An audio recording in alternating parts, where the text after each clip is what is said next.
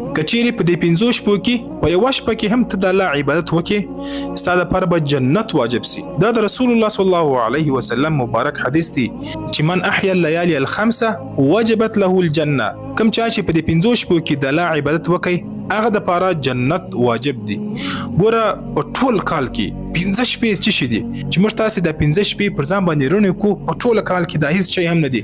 هسې هم ټوله شپه موبایل استعمالو نه ستړي کېږو، لیکن کم از کم په دې 15 شپو کې په یوه شپه کې خو د الله عبادت وکړو. تاسو ته یو خواست کوم چې دا پیغام به خامخا در سره شیر کوئ.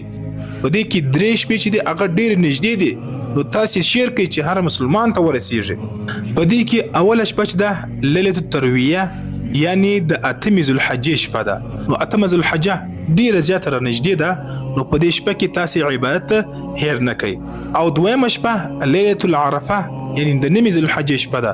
په دې شپه کې هم عبادت چې دی هغه ډیر زیات ثواب لري، او که چیرې موږ تاسې عبادت وکړو زموږ تاسې لپاره به جنت واجب سي.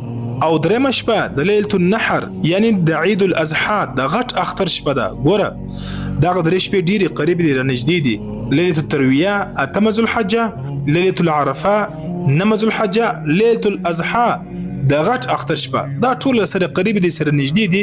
نو دغه درې شپې موږ تاسې د الله د رضا دپاره رڼې کړو، په دې شپه کې عبادت وکړو، موږ تاسې لپاره به جنت واجب سي. لیلة الفطر د کوچني اختر شپه چې هغه تیره سوې ده، او 5مه شپه د 15 شعبان شپه ده.